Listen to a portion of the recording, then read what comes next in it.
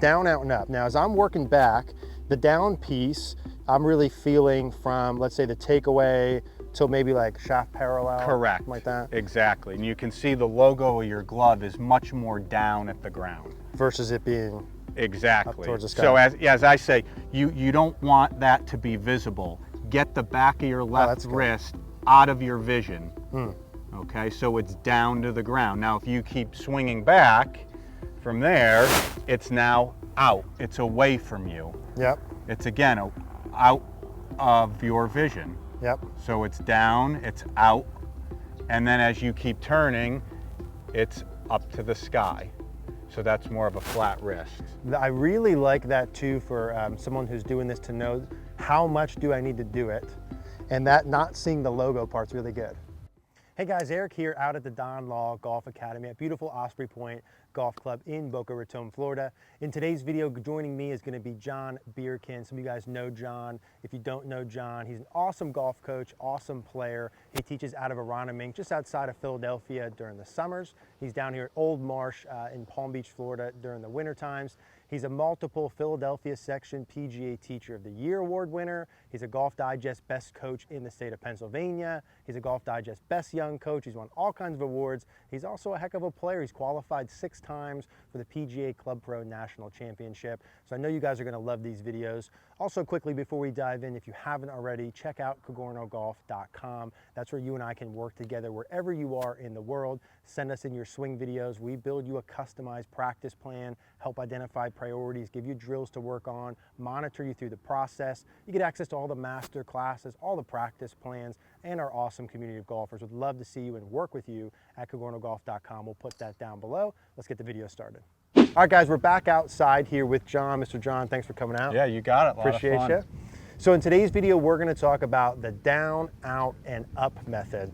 And this is something that John does with a lot of his students, students that need it to really improve the contact, the compression, direction control, distance. Absolutely. Right, it's something that can improve really someone's entire ball striking. Absolutely. So John, let's talk about what the down, out, and up method is, what the move is. What does it do? What are the benefits of it? And then maybe I'll hop in and we'll hit some with it. Yeah, definitely. Cool. So, I mean, just historically, we see golfers all the time, you know, either slicing the ball to the right, losing distance, coming over the top, not compressing the golf ball.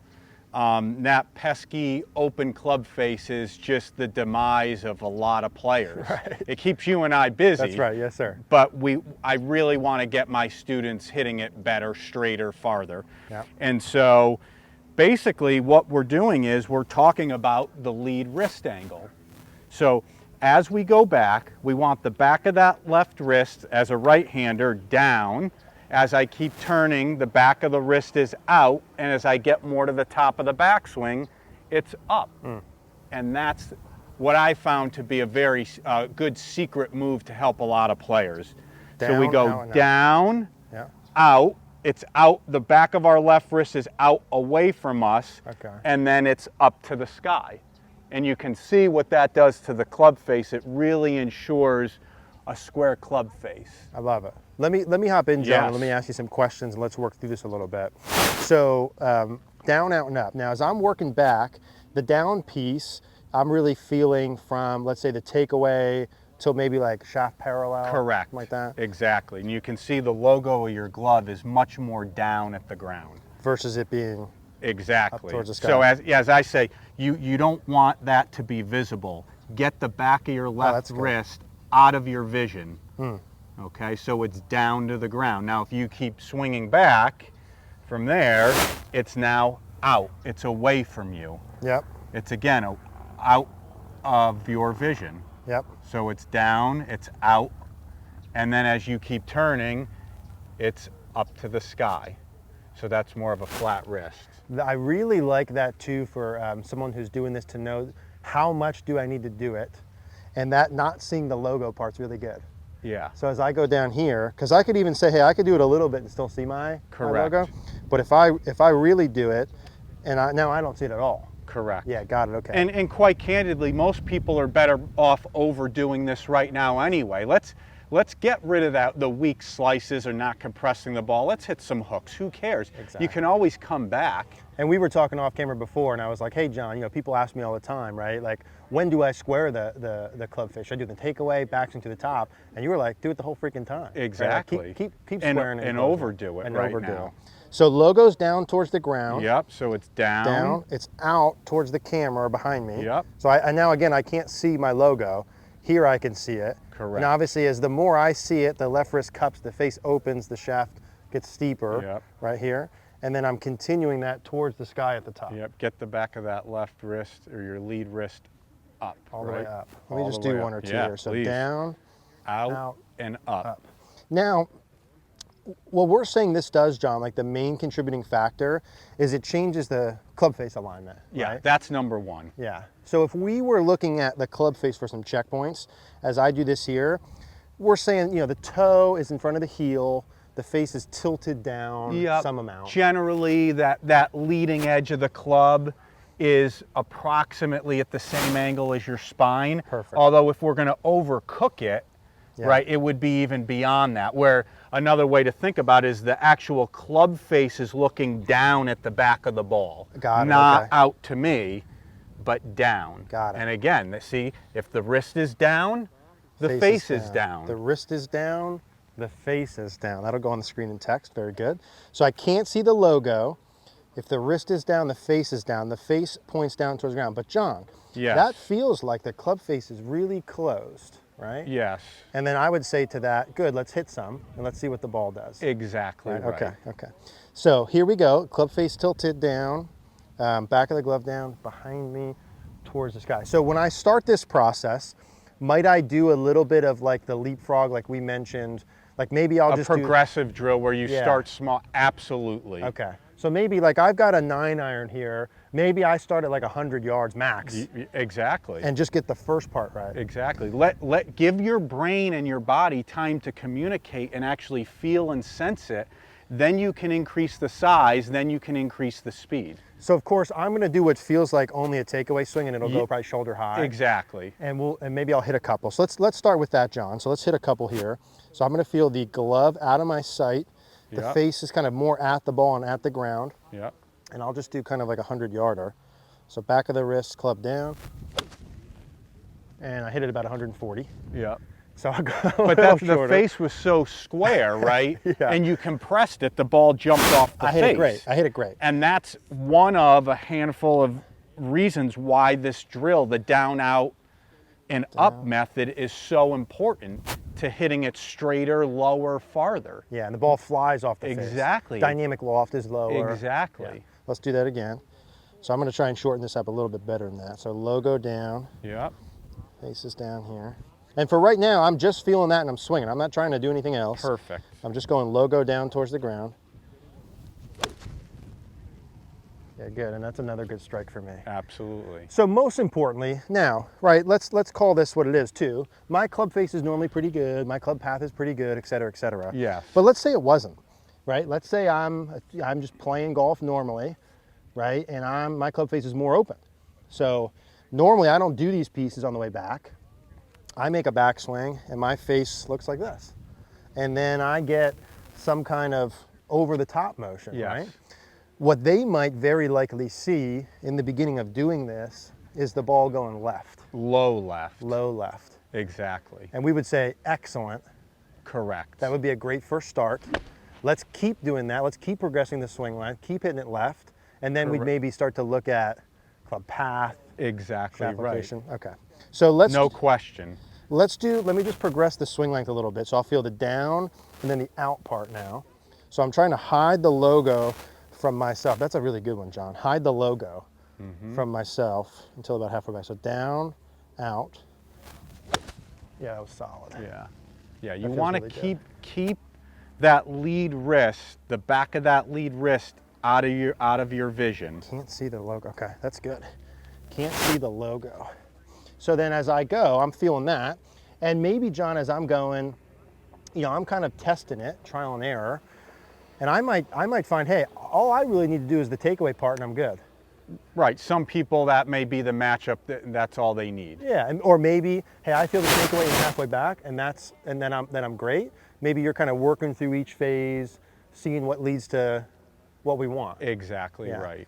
So let's do the whole deal. Logo down, hidden from me, and then towards the sky. Down, out, and up. up. Okay. That was really good, that rehearsal. Down, out, and up. Yeah, that felt good, John. Yeah, really good there. So for me, because my club face is pretty square, the difference that I feel that is in the dynamic loft, right? So I'd feel the ball coming off the face hotter compared to normal. So now let's go back to the golfer, like I mentioned, that this might be really good for. So they've got an open face, John, right? They've got a downswing that's probably steep to try and fix that. And so in the beginning, if I normally have the face too far open, I open a door 40 degrees on the way back. I've got to close it 40 on the way down. So now we're no longer opening the door 40 degrees, right? Correct. Now the club face is more square on the way back. But if I still have my old downswing pattern that had needed to close at 40, yes, now I might have sort of overdone that, expect the left shots. No question. Right?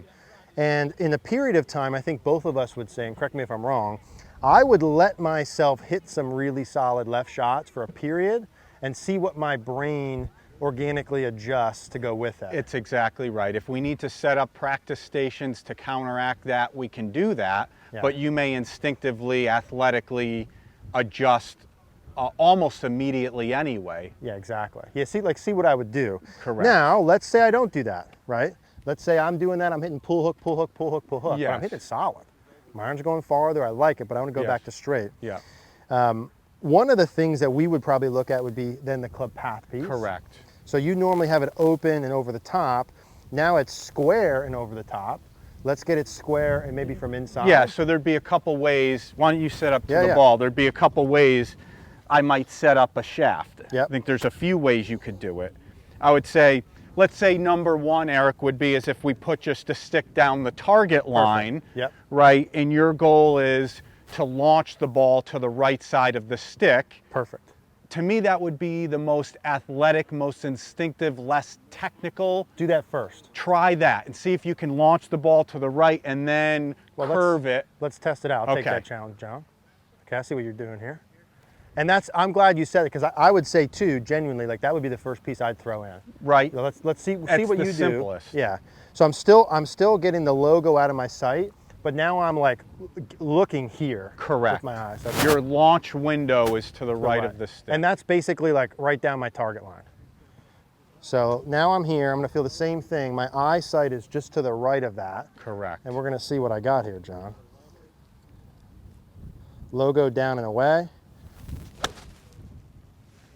Perfect. That was good. Yeah. So that's one way. I would say, let's call that would be our step one. Step one. Okay. Yep.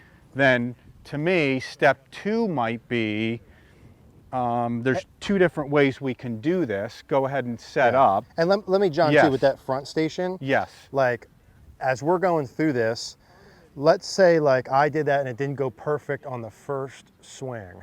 Okay. Yeah. Maybe I might give myself like a whole week of practice sessions. Yeah, right. Like there's some time involved with that. No question. Okay, right. It's not one swing and then I'm done with it. No. Okay. No. Okay. Or it might be, maybe it's one practice session at a minimum. Got it. Or it may be a week or two of just that one drill. Sometime. Yeah, exactly. And as I'm looking to the right of that, I'm anticipating there's going to be some changes in what's happening to the club. No question. Okay, got it. Okay, I'll shut so up. now we would go with more of a alignment aid. We're going to put this on the back end of the target line. Yep, perfect. And have the stick, the golf ball, under the front of the stick. Yep. Okay. And now you have to make sure that you swing under that. Same thing, right? And John, when you set this up, this is going basically right over the ball. Correct. And then the height of it, you can probably lower progressively as it gets easier. Yeah, let's call it about the length of a grip, plus or minus. Perfect, good. Right over the ball. That's probably about as high as I would set it up. And this is something they can do even if they're at home right now in the wintertime hitting balls. Absolutely. Maybe they're doing this. If you're hitting into a net, they could put a piece of tape on the net to see where the ball's hitting. Correct. And then add this in. Okay, cool. Yeah. So let's say stick right over the ball. And if they had a launch monitor, you know, looking at the launch direction of the golf ball from a numbers standpoint, yeah, you can put a piece of tape or a rope down the mat Yep. or down the net, but also look at that launch direction See where it's number. going. Got it. So let's give this a try here, John. So the club face, the logo's away from me, and then I'm feeling like the club's working a little bit kind of more lower to the ground and a little more from inside earlier. Right. Is what I feel. And then you could even add in that visual of the stick being out there and the ball launching to the right. Okay, got it. So I could even maybe combo that. Absolutely. Okay. You could have both out there. All right, let's do this one here. So the logo is hidden and I'm underneath the stick. Test number 2. Yeah, and that was a good one. So that was, I hit that stop. It's probably just like a 5-yard push. And for me, as I'm doing this, if I'm again the golfer who normally, John, would have the face open and I'm over it, and I just went pull hook, pull hook, pull hook, pull hook. Yes. I put this in, maybe I overdid it a little, and I hit a 5-yard push, but really solid. That should be a sign to me that, hey, okay, I did that downswing piece pretty good. It's exactly right. Yeah, exactly. And then just another variation of essentially the same exercise, but works better for some, is just to mirror the shaft angle. Yep. So it's a swing path thing, a swing path, swing plane. Yep. We're going to go back about the length of a club. Okay. And go about 2 club heads outside that, and then use an alignment rod or a broken shaft. And this is another one where it's going to ensure that the swing direction is slotting more from the inside. And that's just like the same, basically the same shaft angle. Correct. Okay, cool. Yeah, match it to the angle of the club you're using. I'm, an advocate of using middle irons to practice. I like 7 irons a lot. Yeah, okay. 8 irons. And 1 club head back, 2 club heads out of the ball line. Correct. Cool, beautiful. Okay, so I'm still feeling the logo down. Absolutely, down, out, and up. And then I'm just feeling, again, the club working a little bit underneath the stick on the way down. Testing me here, John. I like it. Logo down, out, and up. Yeah, that's another good strike for me. Yeah, really good. So that was good. We threw some little bonus swing stations in there. I think the point of this video, the down, out, and up, of the logo of the glove and hiding that during the first half of the backswing, really awesome, easy way to do that. And then once the golfer, if they get the pull hooks left, if you get that, then 3 different station options to work through that. Start short, build your way up slowly but surely, give yourself some time in each station. That was beautiful. Yeah. Good. Thanks, John. Yeah. Appreciate you, buddy. Yeah. Thanks, man. Hey guys, thanks for watching today's video. If you liked the video, do us a favor, click that like button down below. It really helps us out. Leave a comment. What did you think about the video? What are some topics you'd want to see in future videos? Click the subscribe button if you haven't. If you do enjoy these style videos, we are going to put a recommended video card here on the screen. Be sure to click that. If you want to head to Cogorno Golf, we'll also put that logo on the screen. Would love to see you there.